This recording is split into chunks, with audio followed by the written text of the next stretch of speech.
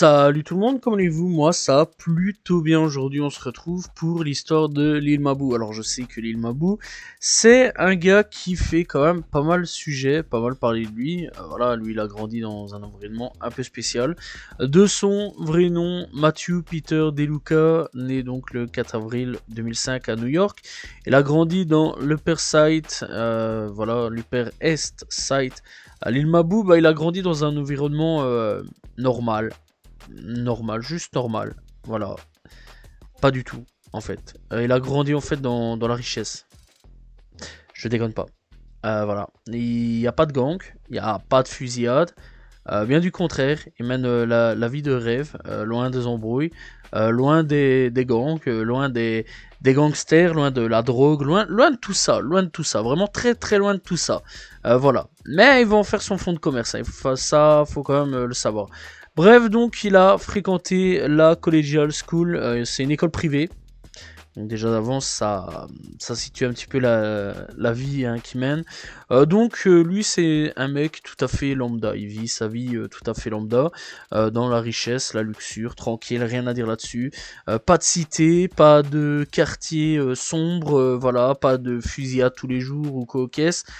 Pas de ses proches morts d'une balle dans la tête ou de la drogue ou quoi caisse. Non, le gars il est très très loin de tout ça, voilà, le daron il travaille, la daronne elle travaille, ils sont blindés, voilà, ils sont blindés, il vit sa petite vie tranquille. Son enfance c'est l'école, son adolescence c'est l'école, jusqu'en 2019, 2018-2019, où il décide d'arriver, voilà, il commence à faire de la musique avec le titre Man Down. Mais n'a pas commencé à gagner en voilà, enfin il a commencé donc à gagner en popularité qu'en 2020. Voilà, donc il commence tranquillement, premier titre Man Down, mais c'est en 2020 que ça va tout doucement un petit peu prendre avec le titre Miss Me. Ce qu'il produit dans ces années-là est très loin de ce qu'il fait aujourd'hui. À l'époque, c'était plutôt leur SoundCloud, emo rap, mumble rap, voilà, vraiment dans toutes ces airs-là et j'en passe. En même temps que la musique, il continue ses études, ça c'est quand même plutôt cool. Voilà, hein, on continue les études malgré qu'on est dans la musique. Donc ça, je trouve ça quand même plutôt bien à ce niveau-là. Vraiment, continuer les études en même temps que faire de la musique. Ayez votre diplôme, on sait jamais, ça peut être assez important. Voilà, sauf si vraiment vous êtes sûr et certain que là, ça va marcher. Malgré que c'est ce que 80-90% des rappeurs ont fait. Ne pas continuer les études, et beaucoup d'entre eux ont réussi. Voilà. Mon dieu, je viens de donner un conseil vraiment pourri.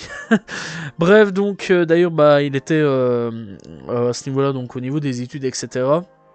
Il faut savoir apparemment que c'était un étudiant modèle. Il avait précédemment remporté, attention, 69 concours annuels de parole. Voilà. De Jack Woodruff Memorial et la Jamie Porter Cup pour l'excellence en écriture. Voilà, ouvrant donc sa carrière, enfin une carrière dans la sphère publique. Voilà. Donc le gars, vraiment, c'est l'excellence même, hein. Rien à voir avec ce qu'il fait aujourd'hui.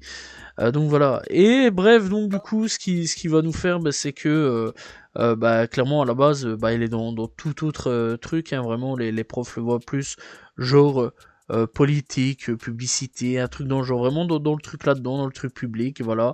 La même année, Lil Mabou, toujours dans la musique, hein, il passe sur WMSC Radio 90 90.3 pour parler de ce qu'il croit donc le distinguer de la compétition et de sa trajectoire de carrière, bien que cela a eu lieu donc bien avant sa viralité à ce niveau-là.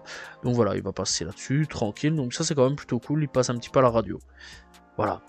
En 2021, changement total de sa part. Du rap Air SoundCloud. Voilà, la transformation est faite. Le mec, il décide de faire ce qui marche à New York à ce moment-là. De la drill. Ouais, de la drill. Alors je rappelle hein, que la drill, c'est tous les mecs de gang hein, qui font ça. Chief G qui a été en prison. Voilà, Sleepy Hollow, des mecs comme K-Flow qui a été en prison. D-Tank, même tarif, prison. Voilà, il y a Doogie B, etc., etc. Il y a Bilov, il y a Shaeg, il y en a plein, vraiment, les noms sont incalculables. Il y a beaucoup de drillers, Didi Osama, etc., son frère qui est décédé. Donc voilà aussi, bref, vraiment, il y a beaucoup de drillers. Le mec, sachant plus qu'il a rien à voir avec la rue, la drill, etc., va décider de faire de la drill. Pourquoi pas, on va dire, hein, voilà, c'est la musique un petit peu à la mode.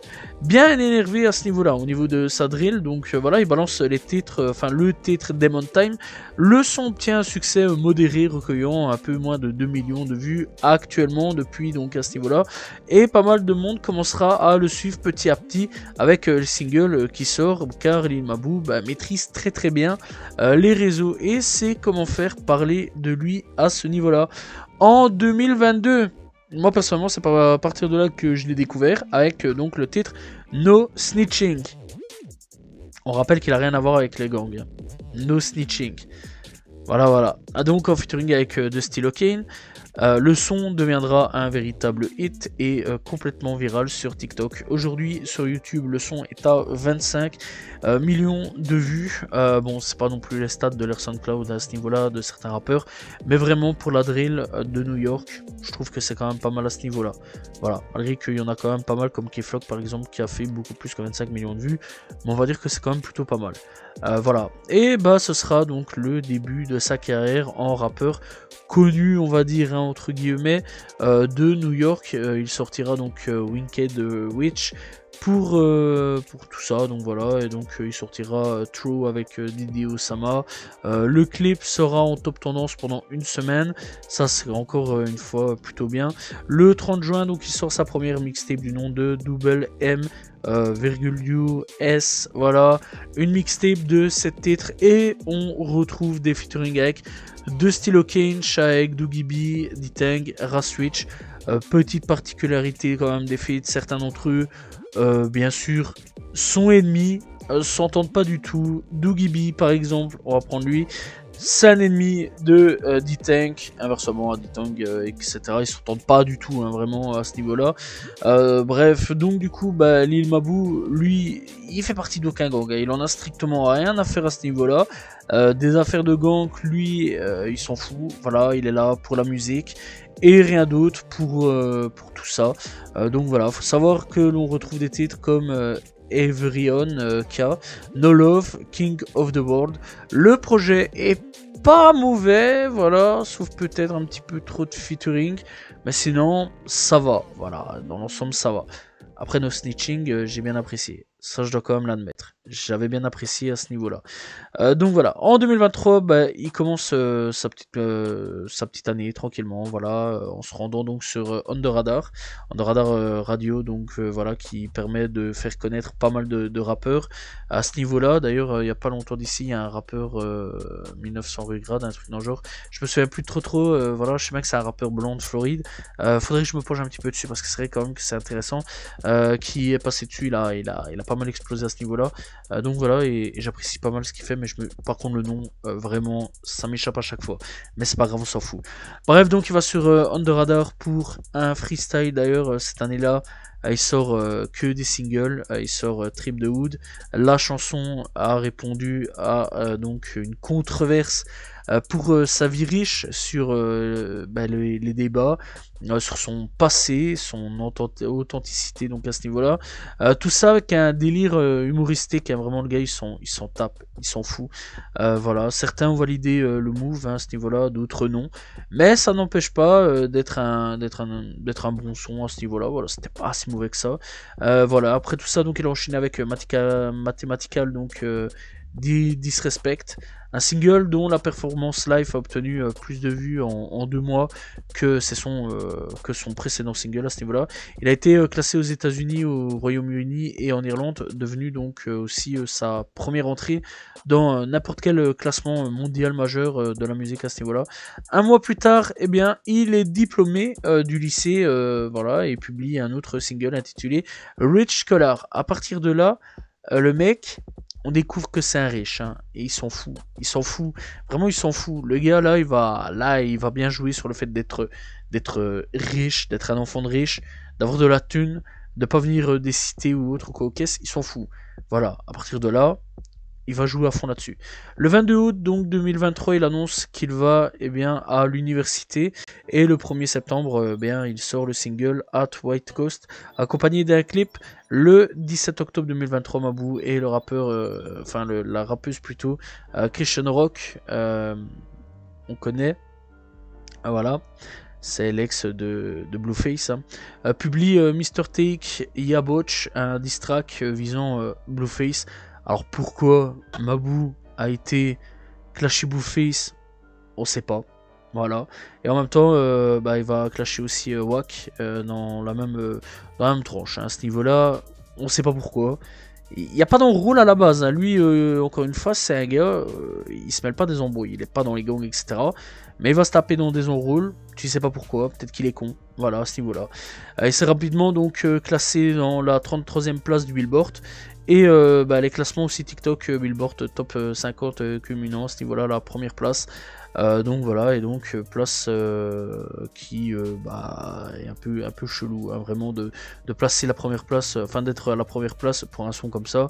Je trouve ça un peu bizarre, surtout avec Christian Rock là qui est pas ouf, hein, dans l'ensemble. Bref, donc le 2 novembre 2023, tout ça sera dans la première place. Le 21 décembre, Mabou et Fabio Foreign vont faire un clip, un son ensemble. Ils publient Touch Me How To Drill, accompagné d'un clip à ce niveau-là. En 2024, donc il commence l'année en se faisant inviter par Eneli Choppa pour Shotaflow 7. Il sort donc le 5 avril son premier album du nom de Young Genius, un projet de 17 titres où l'on retrouve des featuring avec Lil Baby, Didi Osama, Fivio Foreign, Christian Rock encore une fois, et Lil Erty, c'est un gamin, voilà, et très très jeune d'ailleurs. On retrouve des titres comme Pledge, Like a Cop et OP Day. Alors petit truc avec Lil Erty, si je me trompe pas, de ce que je me souviens bien, par contre ça vient un petit peu de me traverser l'esprit pendant que je suis en train de faire la vidéo. Si je me souviens bien, il y a une vidéo de lui avec lui le gamin là, où à un moment donc ils sont dans une cité et ça tire derrière. Le gars il avait l'air d'être en stress total. Lil Mabou bien sûr il était en stress total pendant qu'un des gars à côté il était là peinard, il a sorti brolique au calme de son froc. Donc voilà, il a sorti vraiment le brolique de son pantalon au calme, le gars, en mode vous inquiétez pas, tout va bien gérer. Bref, donc voilà, Lil Mabou aussi, vraiment il a tourné aussi sur le fait aussi d'avoir tiré un jour à côté de son pied, il avait sursauté comme un enfant. Vraiment c'est quelque chose, hein. C'est pour dire à quel point le gars c'est pas vraiment un vrai gangster, hein, à ce niveau-là. C'est un acteur, vraiment c'est un acteur. Donc voilà. Bref, donc après ce projet-là, il sortira que des singles. Le premier est en featuring avec NBA Youngboy pour le titre Engine. Il sort ensuite Bang Bang avec Didi Osama. L'invitera pour le titre, Didi Osama donc l'invitera pour le titre Explosive. Voilà. Agris l'invitera pour le titre Take Ya B. Il sortira comme dernier single donc de l'année 2024, Young Kraka. Actuellement en 2025, il n'a encore rien sorti pour le moment. Perso, Lil Mabou, donc qu'est-ce que j'en pense à ce niveau-là? J'aime bien quelques sons, voilà, je vais pas mentir. Juste le truc, c'est que il ment. Vraiment, il ment. Oh, c'est trop. Voilà, il se fait passer pour ce qu'il n'est pas. Il se fait passer pour un gangster. C'est un fils de riche qui se fait passer pour un mec des gangs. Perso, au début, que j'ai découvert, j'ai pas vraiment regardé sur son passé. Je me suis juste dit ouais, j'aime bien avec No Stitching, vraiment j'aimais bien. Je trouvais qu'il était plutôt fort à ce niveau-là. Voilà, au début moi je le découvre, hein, encore une fois je regarde pas vraiment ce qu'il fait. Voilà, et après je commence de plus en plus à avancer dans le temps et je vois des polémiques arriver sur son passé de gentil garçon, voilà, et j'ai commencé un petit peu à fouiller. Et effectivement le gars c'est un bladé, s'en cache plus du tout depuis que ça a explosé, hein. Aujourd'hui il s'en cache pas. Et c'est ça qui est un peu la différence par rapport à l'époque, c'est qu'il a pas honte vraiment de le cacher maintenant, hein, d'où il vient, il assume du moins actuellement, voilà, mais ça l'a pas empêché de quand même se connecter avec des mecs comme NBA Youngboy, de Stilo Kane, Fivio Foreign, D-Tang ou Doogie B ou bien d'autres, hein, vraiment. Je suis presque sûr que même à un moment ou à un autre, Il va sûrement faire un truc avec Chief G ou Sleepy Hollow, voilà, ou avoir vraiment avec qui il va potentiellement se connecter. Le mec, bah, je pense qu'il est juste là pour le rap, parce qu'il kiffe le rap, il aime bien le rap, voilà, franchement, il y a des sons, sont pas mauvais, il y a des sons, ouais, c'est limite, il y a des sons, c'est pas oufissime, c'est un acteur, vraiment c'est un acteur, voilà, à ce niveau-là, dans le futur, ce qui m'étonnerait pas, c'est c'est ses connexions. Je pense vraiment qu'il y a moyen qu'un jour ou l'autre, sachant plus qu'il a commencé déjà tout doucement à se connecter avec Atlanta, comme Lil Baby, à un moment ou à un autre, ça m'étonnerait pas qu'il va se connecter avec, par exemple, un mec comment il s'appelle encore, Young Thug, Future, comme d'autres, hein, voilà, comme des mecs comme Andy Tamenas aussi, ça pourrait être possible. Voilà, aussi Skrilla par exemple, hein, voilà, Skrilla, des mecs comme Q50 aussi, vraiment, il est à fond là-dedans. Ça se voit vraiment que c'est un gars il aime bien le rap, je vais dire, je pense qu'il aime le rap, mais c'est un acteur, c'est vraiment un acteur. Ça, il faut se le dire déjà d'avance. C'est un gros acteur, le gars. C'est pas vraiment le vrai gangster, etc. C'est vraiment l'acteur du rap new-yorkais, de la drill new-yorkaise actuelle.